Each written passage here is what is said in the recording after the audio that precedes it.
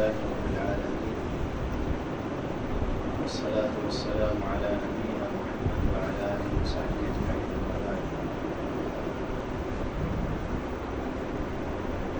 آج کا درس جو ہے یہ نہایت اہم اور نہایت مختصر، نہایت اہم اور نہایت مختصر 26واں پارہ سننے اور سنانے کی اللہ تعالیٰ کی توفیق سے یہ سعادت حاصل ہوئی ہے. اللہ تعالیٰ اپنی بارگاہ میں قبول و منظور فرمائے.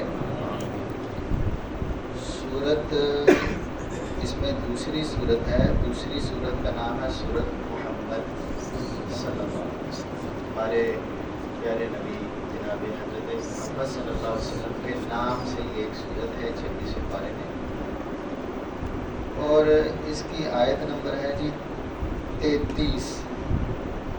ایک لائن کی آیت ہے، بڑی مختصر، نہایت اہم. حفاظتی تدابیر ہوتی ہیں نا جی، ہر چیز کی حفاظتی تدابیر. تو ایک مومن کو مخاطب کیا گیا اور مومن سے کیا توقع ہوتی ہے کہ وہ نیک اعمال کرے، نیک اعمال کرے اور گناہوں سے بچے. ہاں جی، تو مومن نیک اعمال کرتا ہے تو اللہ تعالیٰ فرماتے ہیں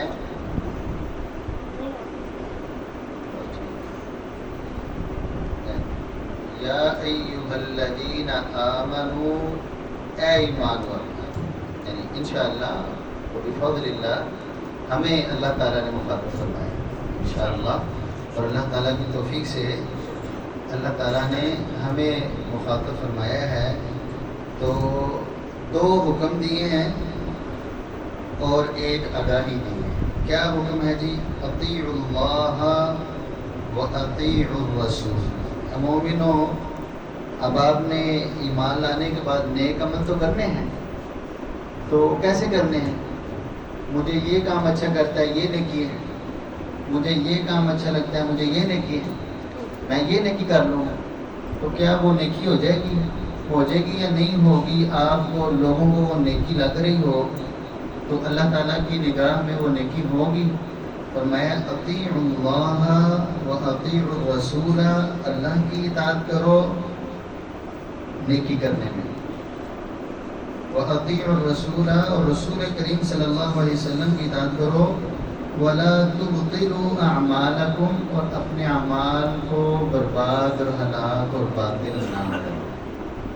اس کا مطلب یہ ہوا کہ اہل ایمان ہیں، اللہ تعالیٰ کو اہل ایمان فرما رہے ہیں. تو ایمان لانے والے، کلمہ پڑھنے والے، اچھی نیتوں والے کہتے ہیں نہیں عام طور جب مرضی نماز پڑھو اللہ تعالیٰ نے قبول فرمانی ہے، کہتے ہیں نہیں. اور لو جی میری نیت اللہ کو پتہ ہے، اللہ کو پتہ ہے. ٹھیک ہے، تو مومن کو مخاطب کیا جا رہا ہے اور یہ کہا جا رہا ہے اے مومنو، اللہ اور اس کے رسول کی اطاعت کرنی ہے اور اپنے عمل برباد نہ کرو. تو مومن کی نیت تو نہیں خراب ہوتی نا، مومن کی نیت تو ٹھیک ہوتی ہے. تو پھر عمل کیسے برباد ہوگا؟ عمل ایسے برباد ہوگا کہ جب وہ عمل اللہ یا رسول اللہ صلی اللہ علیہ وسلم کے طریقے پر نہ ہو تو عمل خراب ہے، برباد ہے. اب مثال کے طور پہ نبی صلی اللہ علیہ وسلم کی ولادت با سعادت، ہاں جی، با برکت، با رحمت اور بہت کچھ. اس کے موقع پر جی آ کر میں 100 اونٹ اللہ کے راستے میں قربان کروں جی، مجھے بڑی خوشی.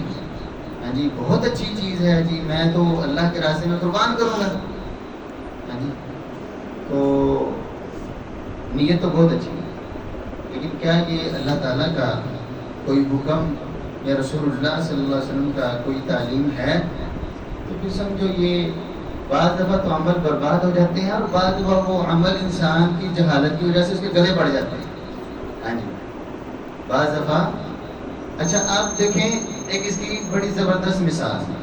ہاں جی، مختصر سی بات، اور نہایت ایک بندہ ہے نبی کریم صلی اللہ علیہ وسلم کا صحابی ہے جی، اور مسجد نبوی میں ہے. صحابہ کے ایمان پہ تو نہیں شک کرنا چاہیے، جو کرتا ہے وہ اپنے ایمان کا کوئی ثابتہ لگائے جی، کلمہ پڑھے.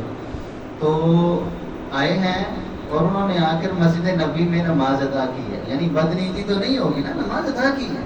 اس علماء کہتے ہیں عمل کی قبولیت کے لیے بنیادی دو شرطیں، ایک نیت ٹھیک ہو اور دوسرا کام جو ہے وہ شریعت کے مطابق ہو. یعنی شریعت کیا ہے؟ اللہ تعالیٰ اور رسول اللہ صلی اللہ علیہ وسلم، یہ دو چیزیں ذکر کی. اچھا ادھر پھر اور بات ہو جاتی ہے، اللہ تعالیٰ نے کن کی اطاعت کا حکم دیا ہے؟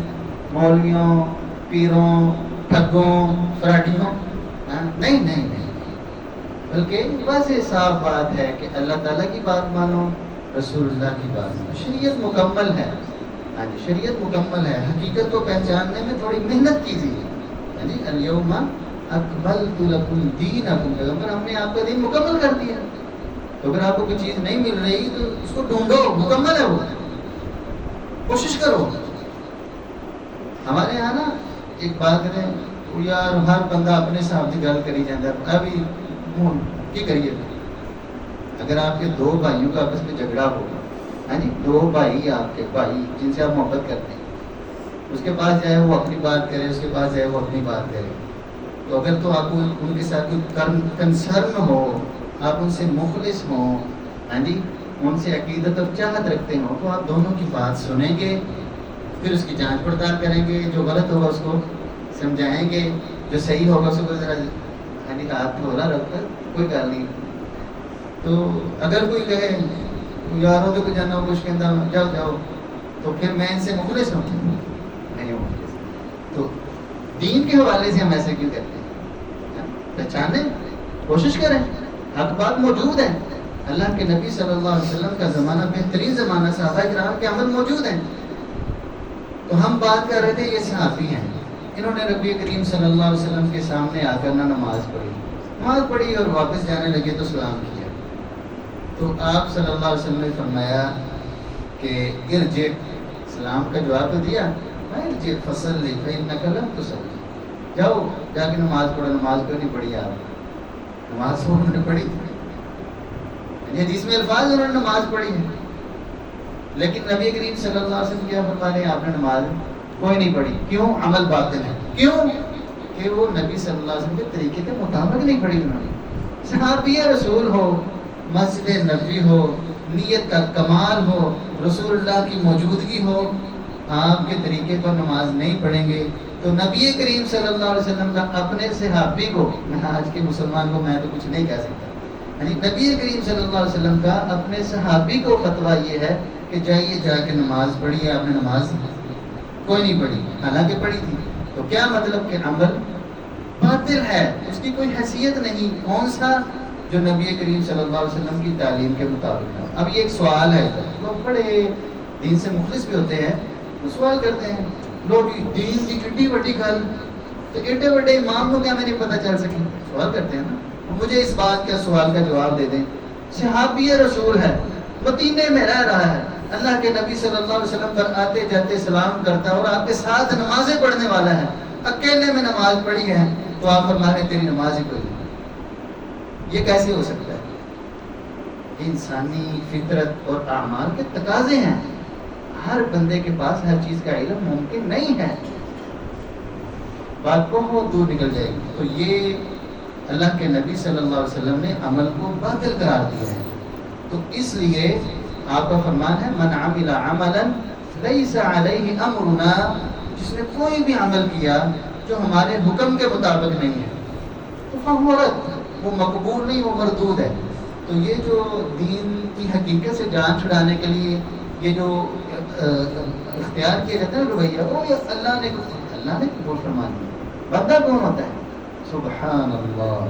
اور میں کہتا ہوں پیارے بھائی، نیت نہایت مخلص ہو اور عمل نہایت حقیقتاً 100% شریعت کے مطابق ہو تو پھر بھی انسان کو اللہ تعالیٰ سے گڑ گڑا کے دعا کرنی چاہیے، اللہ تعالیٰ قبول فرما لے.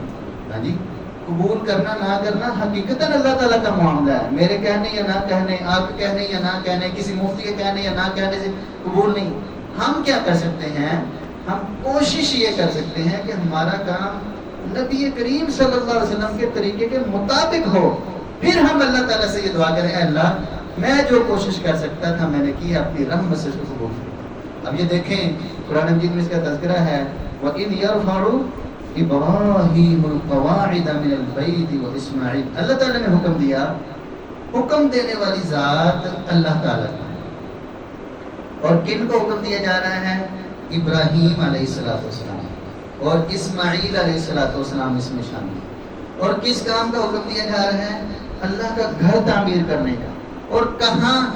ہاں جی، ام القریٰ، تمام دنیا کی بستیوں سے بہترین بستی مکہ المکرمہ میں. تو ان کی نیت میں، عمل میں، کردار میں، معاملے میں کوئی کجی ہو سکتی؟ بالکل نہیں ہو سکتی. لیکن پھر بھی تواضع، للہیت اور اخلاص، ہاں جی، اس کا عالم یہ ہے کہ وہ ساتھ ساتھ اللہ تعالیٰ سے دعا. حالانکہ حکم کون دینے والا ہے؟ اللہ تعالیٰ. ہاں، اے اللہ تعالیٰ ہماری یہ محنت اپنی بارگاہ میں قبول و منظور ہے. تو یہ مسلمان کا وتیرہ ہونا چاہیے، اخلاص ہو. اللہ ہمیں نصیب فرمائے. اللہ تعالیٰ ہمیں ریاکاری، دکھلاوا، خرابی اور کوئی وسوسے، شبہات، ایسی پوری ہر طرح کی خرابیوں سے اللہ تعالیٰ ہمیں اپنی خاص پناہ نصیب فرمائے. ہاں جی، تو نیت بہترین ہو اور پوری کوشش ہو کہ میرا یہ عمل اللہ کے نبی صلی اللہ علیہ وسلم کے عمل کے بالکل مطابق ہو. ہاں، تو جب آپ یہ کوشش کر کے پھر رب تعالیٰ کے سامنے ہاتھ اٹھائیں گے نا، اے اللہ اپنی رحمت سے قبول و منظور فرما، تو آپ کی عبادت کو اللہ تعالیٰ 4 چاند لگا دیں گے. ہاں انشاءاللہ. اور اس کی قیمت قیامت کے دن ہوگی. تو یہ نہ ہو کہ ہم پڑھتے جائیں، دے سجدہ، دے زکوٰۃ، اور پتہ نہیں کیا کیا، اور چیزیں بھی بانٹتے جائیں، اور درباروں پہ بھی دیتے جائیں، اور پتہ نہیں کیا کیا کرتے جائیں، تو قیامت کے دن خالی آتے. یہ تو نہایت خرابی ہے، نقصان والی بات ہے. تو اللہ تعالیٰ نے ادھر مومنوں کو فرمایا، اے مومنوں، اللہ اور اس کے رسول کی اطاعت کرنی ہے، ان کی فرما برداری کرنی ہے، ان کے طریقے پر چلنا ہے، ان کو اپنے لیے آئیڈیل اور ان کو اپنے لیے رہنما سمجھنا ہے، اور اپنے اعمال کو برباد نہیں کرنا. ادھر اس کے پیچھے لگ کے، اس کے پیچھے لگ کے، معاشرے کے پیچھے لگ کے، خاندان کے پیچھے لگ کے، اپنی سوچ کے پیچھے لگ کے، اپنے رسم و رواج کے پیچھے لگ کے، دل کے اچھے یا برے کو سمجھ کر ہیں تو کوئی بھی کام کر لو، میں اپنے اعمال برباد نہ کروں. اللہ تعالیٰ ایسے اعمال قبول نہیں کرتے، بلکہ وہ اعمال قبول فرماتے ہیں جو اللہ کے فرمائے ہوئے طریقے یا اس کے پیارے حبیب محمد رسول اللہ صلی اللہ علیہ وسلم کے فرمائے ہوئے طریقے کے مطابق ہو. اللہ تعالیٰ ہمیں اسی راستے کو اختیار کرنے کی توفیق عطا فرمائے، ہماری کوتاہیوں، ہماری غلطیوں سے درگزر فرمائے، اور اللہ تعالیٰ ہمیں پسند فرما لے، ہمارے لیے نیکیاں کرنی آسان فرما دے، برائیوں سے بچنا ہمارے لیے آسان فرما. پھر دعوانا الحمدللہ رب العالمین.